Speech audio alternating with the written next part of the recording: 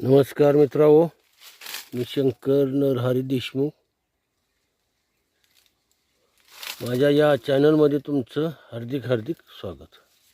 शेतकरी मित्रांनो, आजचा महत्त्वपूर्ण असा हा व्हिडिओ आहे. आंब्यावरचा डिंक्या, भिरड, आपण ज्याला म्हणतो भिरड आणि डिंक्या, ह्याच्यावरचा व्हिडिओ आहे. आणि हा व्हिडिओ पूर्णपणे तुम्ही बघा. मित्रांनो, आपण डिंक्यासाठी बरंच काही करतो, परंतु रोग असतो हलगटाला, इंजेक्शन आपण देतो पकालीला. हे जे तुम्हाला साजीवर काळं काळं उभ्या चिरा दिसतात, ह्या उभ्या चिरातून डिंक येतो आणि मग त्याच्यातून भुस्सा काढणारी अळी असते, त्याला आपण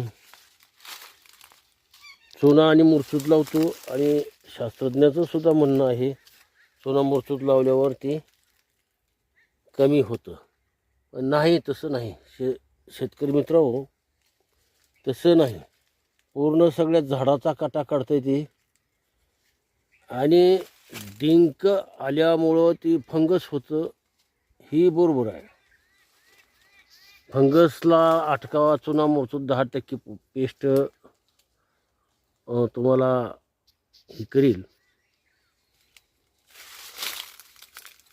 त्याचा बंदोबस्त करेल. परंतु ह्या जी चिरा दिसतात, ह्या चिरा जी दिसतात त्याच्यातून डिंक येतो, डिंक, आणि झाड पूर्ण वाळून जातं.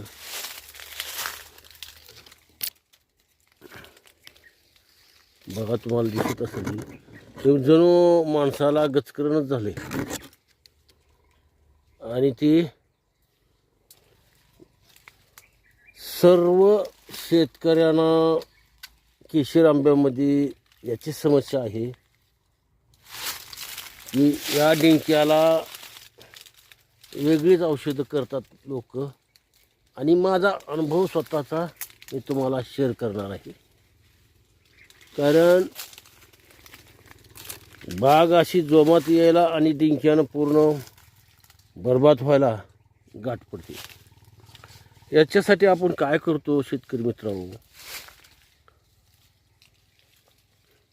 पहिले प्रथम आपण जिथं भुस्सा काढते, आळी जिथं भुस्सा काढते, त्या आळीचा शोध घ्यायचा. ते भुस्सा ताजा पडलेला आहे, कुठल्या बाजूला पडला आहे झाडाच्या, आणि मग ती आळी सालीतून मधी खात खात जाते आणि तिचा जी विष्ठा आहे ती खचून असे बाहेर मागं दाबून टाकते. मग ती ज्या मार्गानं आपण जशी जशी ती साल खात गेलेली आहे तसं त्याला टोकरत जायचं, गजनीनं, सळईनं, विळ्यानं. आणि मग आपल्याला पुढं ती आळी सापडते. आळी साधारण आपल्या बोटासारखी असते, बोटा एवढी मोठी असते. आळी काढणं फार महत्त्वाचं आहे. जर सर्व झाडाच्या भोवतणी जर वेढा मारलेला असेल त्या आळीनं, तर तसं न करता सालीवर झाड जगत असते, पूर्ण साल न काढता त्याला छिद्र छिद्र पाडायची आणि त्याच्यात औषध ओतायचं. हे भुसा काढल्यानंतर गजनीनं, सळईनं, तारानं त्याला काढून त्या छिद्रामध्ये आपल्याला औषधं ओतायची आहेत. तर त्याचं प्रमाण किती असावं, कुठल्या शास्त्रात दिलं आहे का, कुठल्या पुस्तकात आहे का, पुस्तकामध्ये याच्यावर उपचार दिला आहे का, आणि त्याचा उपयोग झाला आहे का, नाही. माझं प्रॅक्टिकल आहे आणि या प्रॅक्टिकलामधून तुम्हाला त्या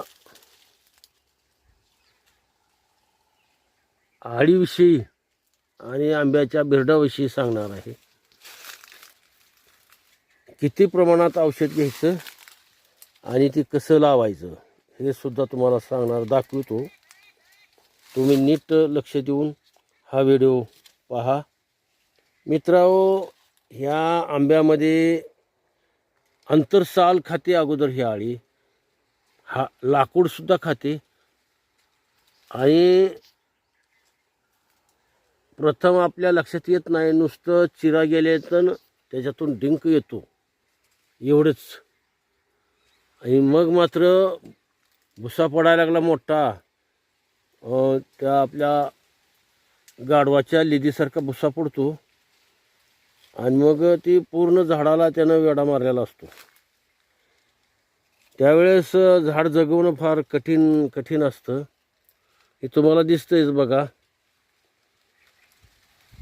कसं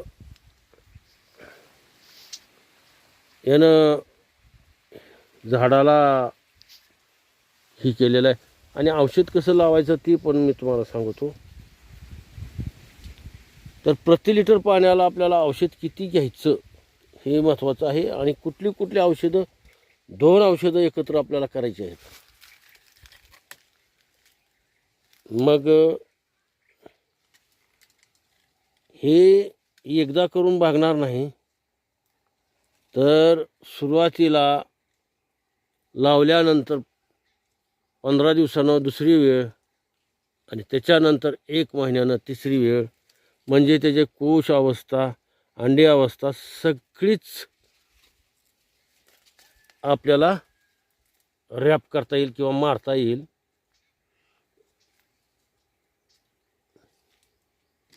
तर मित्रांनो, ही जी डिंकी आहे ही नुसत्या 10% बोर्ड पेस्ट मरत नाही, तर याला कीटकनाशकाची फार गरज आहे. आणि ती किती प्रमाणात घ्यायची हे मी तुम्हाला सांगणार आहे. बघा आता मित्रांनो, ही 12 लिटरची बकेट आहे. याच्यात मी 10 लिटर पाणी घेतलेलं आहे. आता मी लावत आलेलो आहे आणि माझ्या लक्षात आलं हा व्हिडिओ सर्व शेतकऱ्यांना शेअर करावा, म्हणून मी ही लावता व्हिडिओ काढत आहे. तुम्हाला जर तसं वाटत असेल ही कशाचं झाड आहे, तर मी आता मोहर खूप आलेला आहे, पण तुम्हाला मी दाखवतो. आंबराई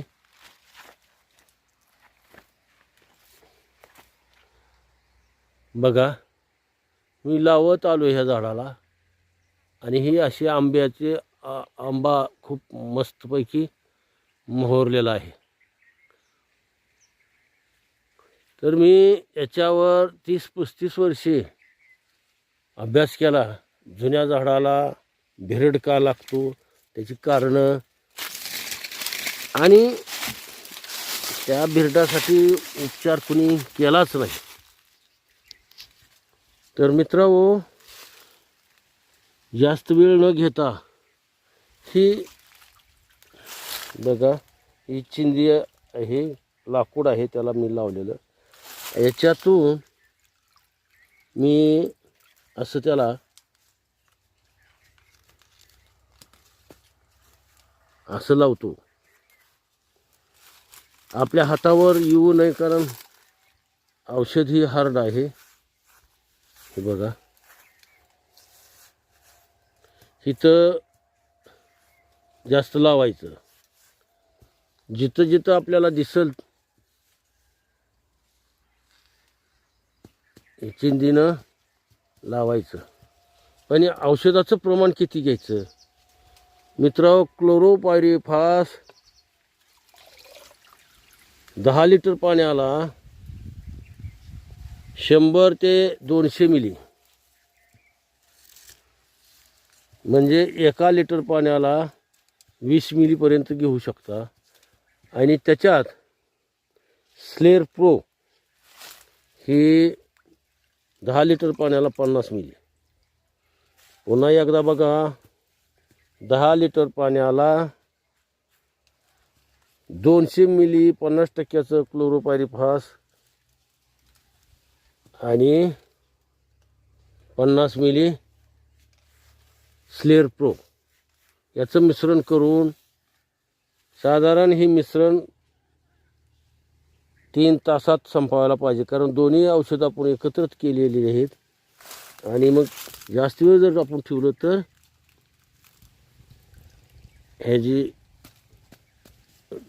हे जास्त वेळ ठेवल्यावर काम करत नाही किंवा मरतं आहे, एक्सपायर होतं आहे, त्याचं आयुष्य लगेच कमी होतं आहे. तरी मित्रांनो, कळकळीनं आणि विनंती करून मी सांगतो, ह्या पद्धतीनं आपण जर उपचार केला तरच आपल्याला डिंक्यावर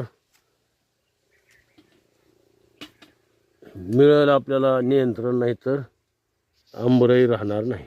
आजचा विषय एवढाच होता. आज आपण इथेच थांबू. थँक्यू. व्हिडिओ कसा वाटला जरूर मला कमेंट करा आणि माझा नंबर आहे 96 23 25 38 73. थँक्यू.